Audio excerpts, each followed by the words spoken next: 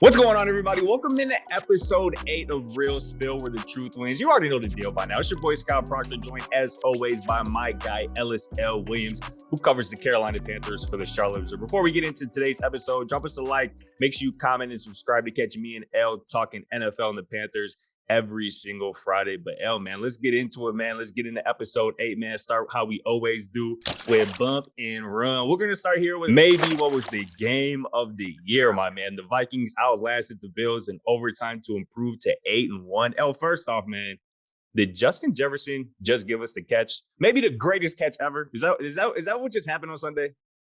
I keep going back and forth on this. So first of all, we need to thank the football gods for allowing this game to happen when it did. Selfishly, I want our viewers to understand that the Panthers had a Thursday night football game, meaning for the first time all year, your boy L. Will got to watch NFL football as a fan, a consumer on a Sunday, right? And it just so happened that because there's no Panthers game, the Vikings-Bills game is being aired in the Charlotte network, and thus we get to view what is not only the game of the year, but at the moment that catch was made, I initially tweeted second greatest catch ever. And I've been fighting with that tweet ever since, because just from an optics standpoint, it's on par, if not better, than Odell Beckham Jr.'s catch. Right. The reason I said second was because Odell's was the touchdown. There was pass interference on the play. Fair. It just is a stunningly visual pleasing play. But the longer you marinate on this JJ catch, brother, the Vikings won the game. The Giants did not win their game when Odell made that catch. Correct. And everything that followed is not possible without the Justin Jefferson catch. So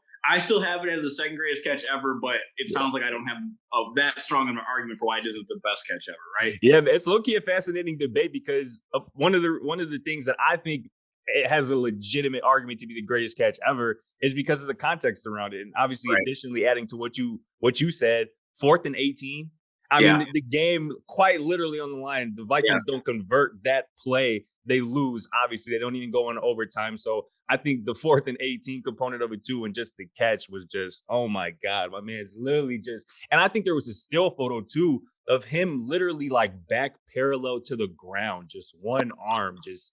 It was just absolutely ridiculous. I think it's probably the greatest catch I've ever seen, again, given the circumstances, the context, that being it was such a great game that went into overtime that his team won. You know, Jay Jettis, man, I don't know how he continues to make us, just shake our head in disbelief, man. But one more question about this game. Was this one more about the Vikings or the Bills, man? Because obviously the Bills had chances to to win this game. We talked a little bit about it last week. You were under the impression that, or at least you thought that maybe the Bills should rest Josh Allen with that UCL injury he has. What did you take out of this one? Was this more about the Bills getting a huge win, or the Vikings getting a huge win, or the Bills losing another close one?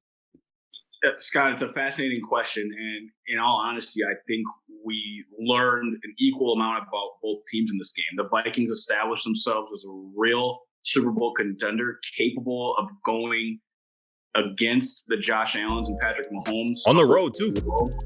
On the road, right? So now you don't feel as scared dealing with Philly, considering the makeup of those two teams, right? Like, Philly's going to get downhill on you more, but essentially they're built with a fierce defensive line and a playmaking quarterback. And again, it was done on the road. So now you feel more confident where the Vikings are. Contrarily, you have the Bills, who you still feel extremely comfortable with what Josh Allen and that defensive line gives you. But you do start to see some chinks in the armor. There are these turnovers that Josh Allen is committing that are just becoming inexplainable. But they're happening because he knows he's the best in the world at what he does, or one of the best, right? So watching Josh Allen grapple, it's like it's a mad genius, right? Like they can't get out of their own way. Watching him grapple with that for this season and just the rest of his career will be fascinating. Is he Brett Favre, or will he learn how to be Aaron Rodgers? Time will tell. On top of that, the recklessness he plays just with his body. This guy just runs over anybody. Right. And then on that interception, you see him try to punch the ball out with the elbow that's injured, right? He can't get out of his own way. So it's a long way of saying the Bills are just fine. They're exactly where they want to be. We're just learning a lot about Josh Allen, the person and the football player, who is not only the Bills' best weapon, but slowly becoming one of their biggest inhibitors of where they could be, but it's the gift and the curse. He has to play that way, right? He does. When you account for what I believe 24 to 28 offensive touchdowns for the Buffalo Bills is Josh Allen, whether he's using his legs or throwing the ball, with his arm. But I think everything you said right there tells me that this game was really more about the Bills. Obviously, we know what the Vikings are. Obviously, certainly we had questions about whether they can go on the road and beat a really good team with an explosive offense. They answered that question on Sunday. But again, this is more about the Bills and their quarterback. I'm going to talk a little bit more about Josh Allen later, but this had to be the worst case scenario for the Bills because as you mentioned last week, there was real speculation about whether the Bills would shelve Josh Allen for a couple weeks with that elbow injury. They put him out there with the thinking that they can't really waste games with the way the rest of the AFC East is looking. And again, this is the worst case scenario. You didn't get the rest of Josh Allen and you lose as well. And obviously Miami Dolphins pick up another win. They're in first place of that division. So the Bills are in a real dogfight just to even win their division now at this point, basically halfway through the season. So I think we're learning a lot about the Bills and particularly their quarterback, who I've been on the train where I believe he's the most overhyped quarterback in the NFL. And it doesn't mean that he's not great. It doesn't mean that he's not a top 5 guy at his position.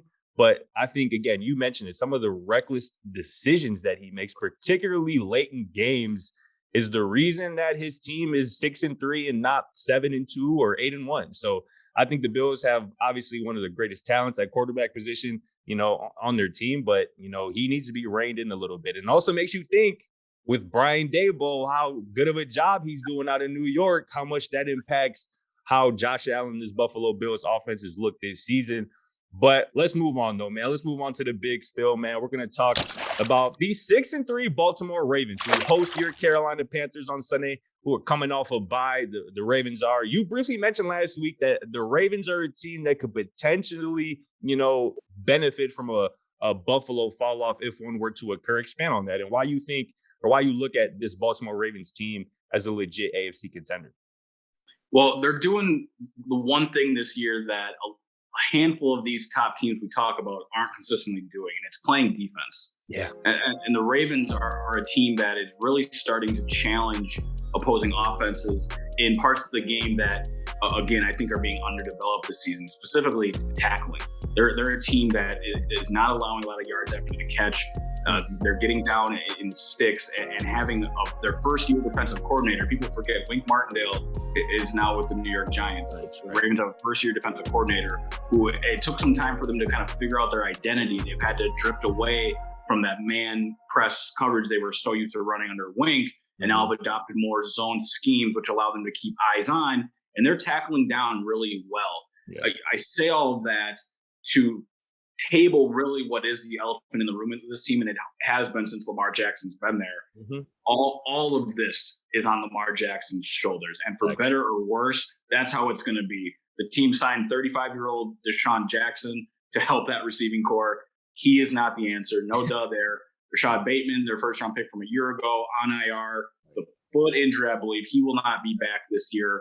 So as prominent and as exciting as the defense is looking as it's coming into form, the argument with the Ravens remains the same, that all this is going to fall on Lamar Jackson, which then thus I am betting on the quarterback play of Lamar, and in the chaos that is the playoffs, him figuring something out, going to another level that we haven't quite seen, in the sense that, of course, he had that MVP year, but I'm saying in the playoffs, and that he's going to be able to exploit what the other teams aren't doing well, which is playing defense, and his team is. No doubt.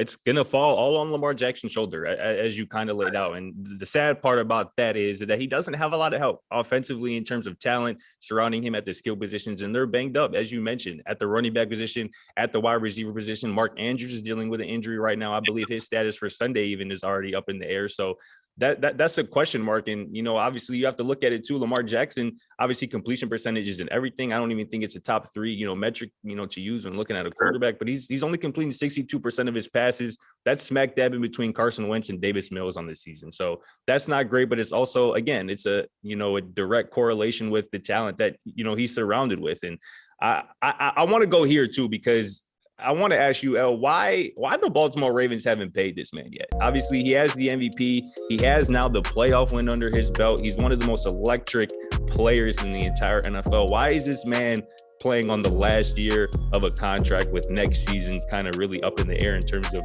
who he's going to play for and for how much. Right.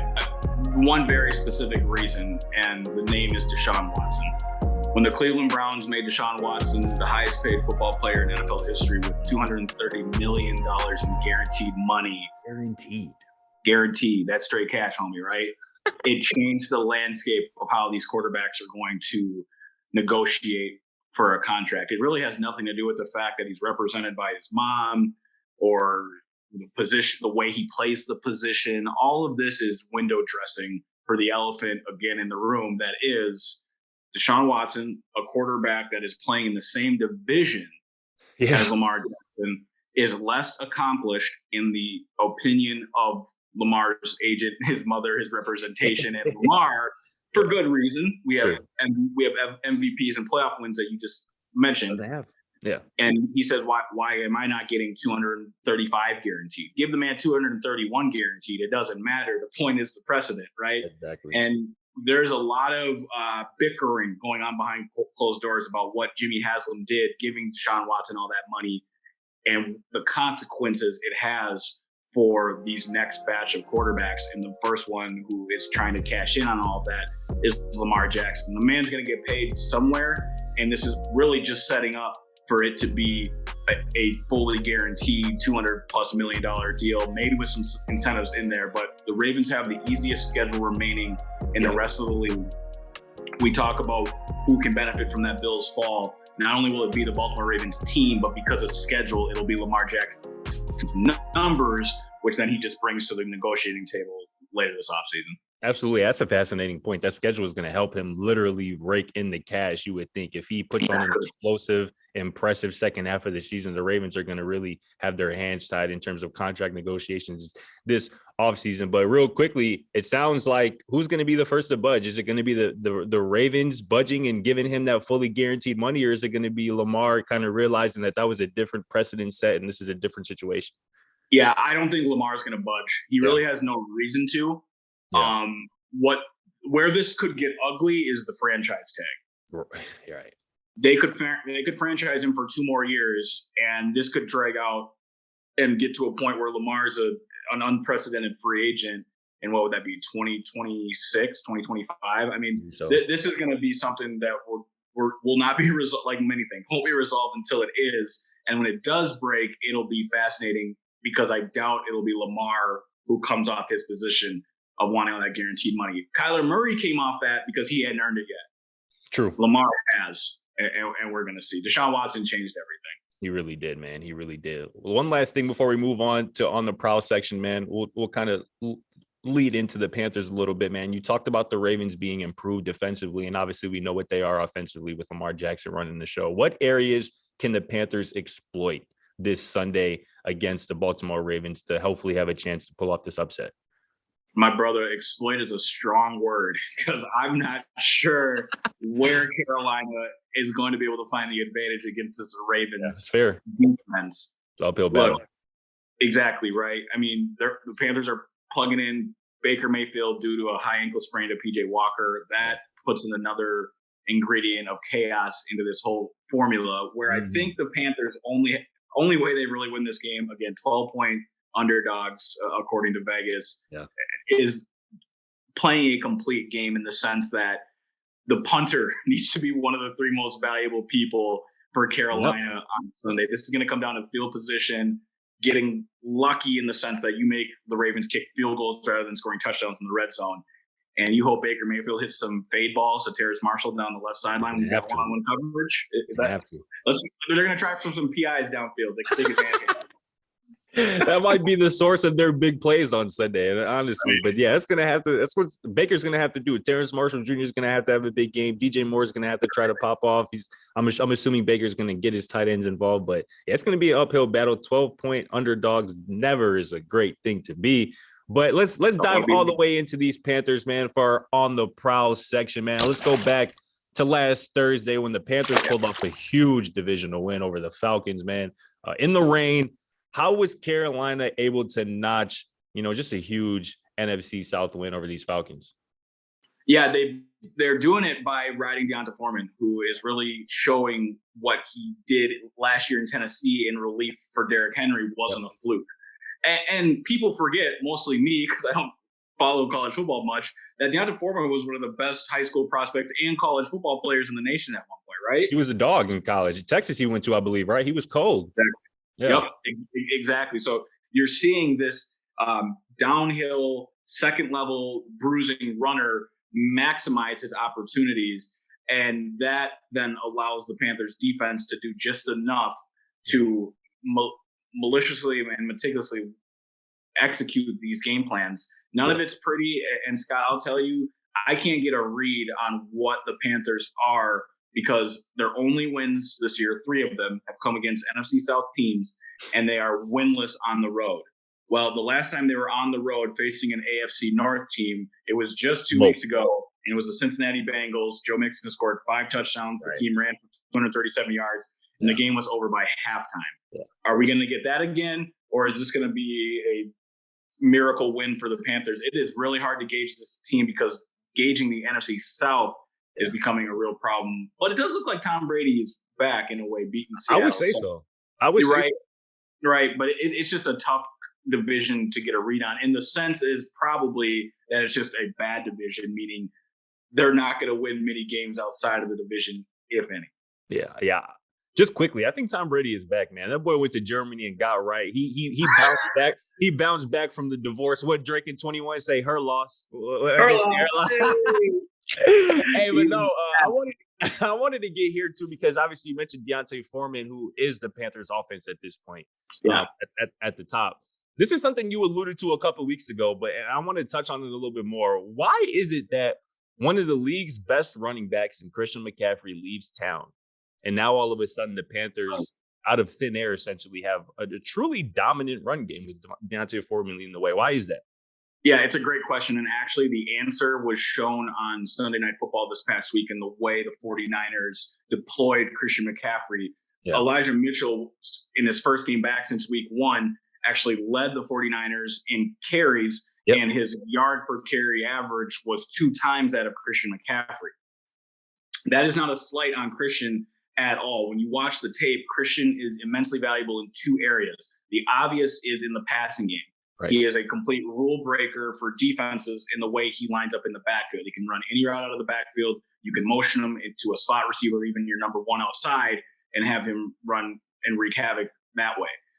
He's also a superb pass protector. His pass pro sets are some of the best in the league. Reminds me of like Ezekiel Elliott in his prime. I mean, he's just a brick wall when he commits, which is every single time he's asked to. When he commits to picking up an extra linebacker, or sometimes he'll take on a twisting D end. Yeah, it's really impressive to watch. So what I'm trying to say is the Panthers did not have an offense in place able to maximize what Christian McCaffrey does for the passing game, because they're just an offense that is a level below what an expert level team like the 49ers are trying to do. So the trade really benefits both sides, because the Niners are able to capitalize on everything Christian does well, while the Panthers are able to commit to a downhill running game, which is what D'Onta Foreman does well, and really the only thing he does as a running back compared to what Christian is.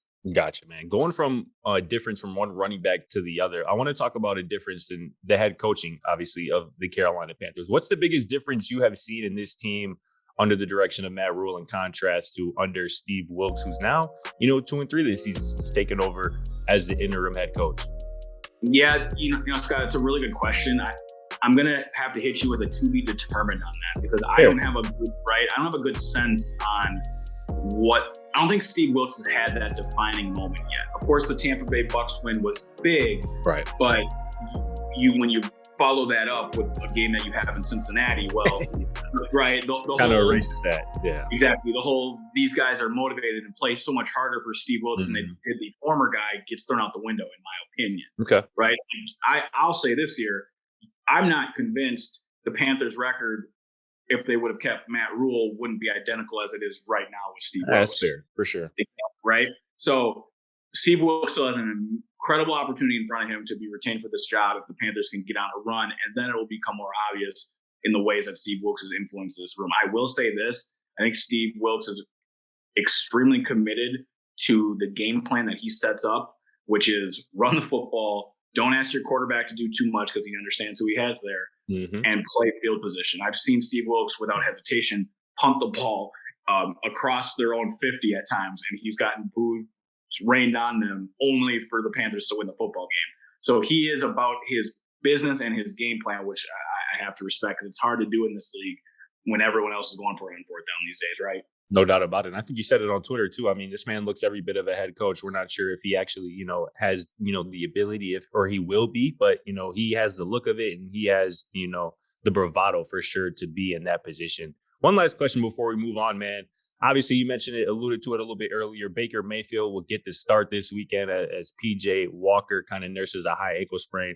We talked a little bit about this last week with Baker, man, but what's at stake for him this weekend? And what does he need to do to be successful against a Ravens squad that he has some familiarity with his time, with the Browns in the AFC North? Yeah, definitely. Baker should feel comfortable playing in Baltimore. He does have a 3-5 career record there, but that's really besides the point. It's more of just him feeling at ease playing in that AFC North that he's done so much really his entire career before he got to Carolina. Right. What's at stake is really the rest of his 2022 season. If the Panthers don't win this game, we're going to start looking at storylines involving three different quarterbacks. Is PJ Walker healthy? Does the team want to see what Sam Darnold could be for next year? There's three very important parts on this team that are not defined for next season yet. Right. The head coach, which we just covered, the starting quarterback, and the backup quarterback. Yeah. Could one of these three quarterbacks be the backup for next year? Perhaps. And that's why this team will want to get a look at Sam Darnold eventually. The only way Baker starts consecutive weeks, in my opinion, is if the Panthers win or make it close. But I will say this, you can almost book it, if not guarantee it. The Panthers will not let Baker Mayfield play more than 70% of the snaps this year, because if that happens, then their 5th round conditional pick turns into a 4th round pick for the Browns. And the only way that can justifiably happen is if the Panthers are playoff contenders that entire way. So if they start winning games and Baker's the quarterback, then that 75% gets thrown out the window.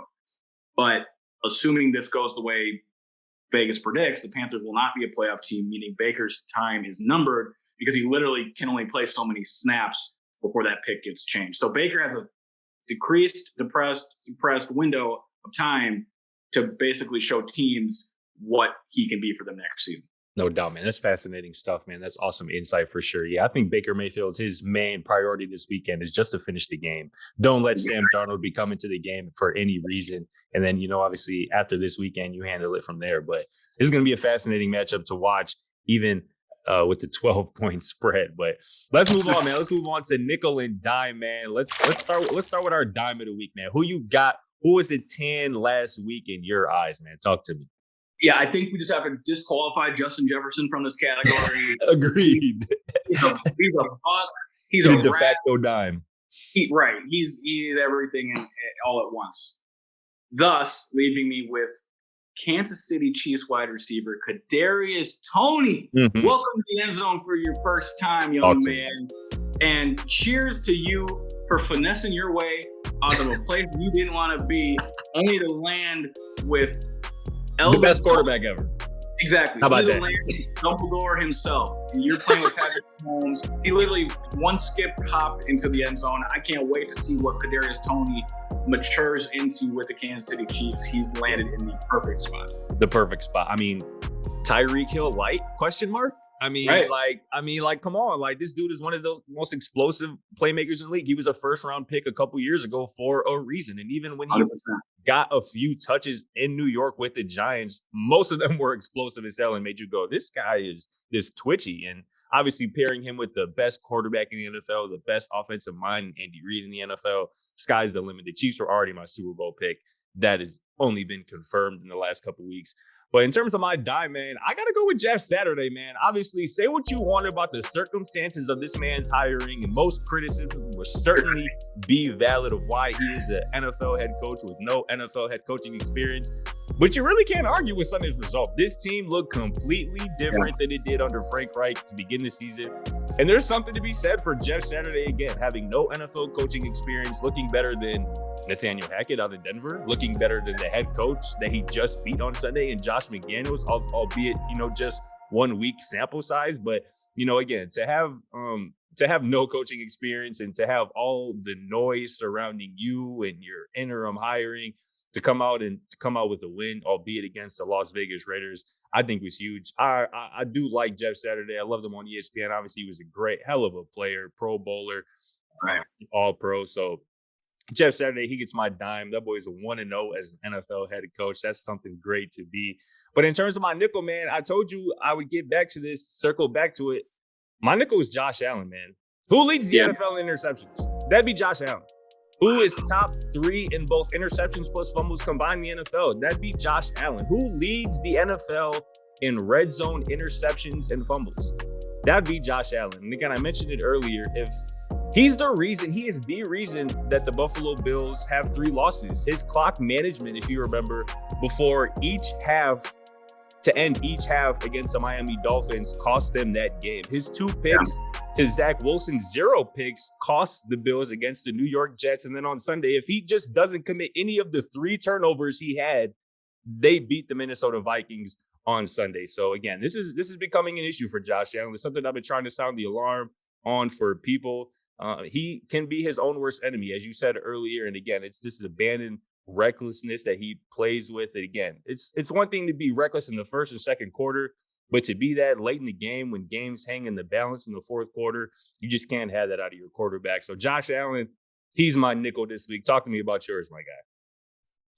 Similar to yours, and I think you had mentioned this coaching staff a week or 2 ago. But to the way Jeff Saturday is your dime, I got to make Derek Carr my nickel. Yeah. What's going on in Las Vegas is tough. And I don't knock a man for wearing his heart on his sleeve at the podium like that and getting emotional. We all know what this game means to anybody who steps between those lines, whether you're in elementary or high school, college, or pro. But you are the quarterback, and the results, for better or worse, land on your shoulders. And this is a team that had high aspirations for this season and now have to field questions about whether their head coach will be back. You know who may not be back next year because of this? It's Derek Carr. Excellent. So we might have seen the last stand from a player I've really respected this entire career of his, but the results just have not been there, and he had every opportunity to prove himself this year as the pillar of that organization, and they just haven't gotten it done. Absolutely. I mean, this is not a couple games into the season anymore. The Raiders sit at 2-7, I believe. I mean, there's really no coming back to that in a loaded AFC conference. So yeah, I mean, this is unfortunate because again, I like Derek Carr as a player and as a person from what I know of him, but you can't argue with the results, and they haven't been good. The Raiders appear to be on quarterback draft watch. They'll probably be taking a quarterback in next year's draft, I would assume. And I would assume Derek Carr would likely be elsewhere, depending on what the contract situation looks like. But let's wrap things up here with the 2-minute offense, run through a couple matchups coming up this weekend that we're looking at. Let's start here, man. Actually, all 3 of these are divisional matchups. Let's start here in the AFC East, though. The Jets at the Patriots. Who you liking that one, man? Your boy Zach Wilson, talk to me. What's up? Yeah, my boy Zach Wilson, right? Look. The Patriots are really on fraud watch here. What is this offense? They had that nice little honeymoon phase where people are like, oh, you laughed at us for not having an offensive coordinator. Well, now it's looking like y'all need an offensive coordinator. Mm-hmm. For those reasons, I think the Jets are on a roll. Yeah. I have talked about how there are moments of Zach Wilson I really like. This defense is secretly one of the best in the league. I think the Jets keep rolling. No doubt about it. I agree here.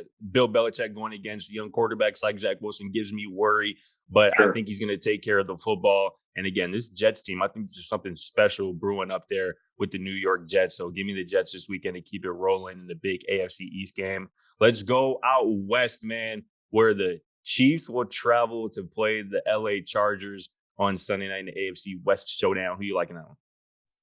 I can't figure these Chargers out. I said the same thing last week. And for that reason, you got to ride the model of consistency, which is the Kansas City Chiefs. You have to. The best quarterback, the best coach in the game. Another sweep, it looks like, is coming for the Chiefs over the Chargers. This is the best team in football. Give me the Chiefs all day. I think it'll be a close one, though. Now, we'll go to Monday night, man, where a Cardinals team that I know you're not very fond of is going to be squaring off in Mexico City against the San Francisco 49ers. Who you liking that one?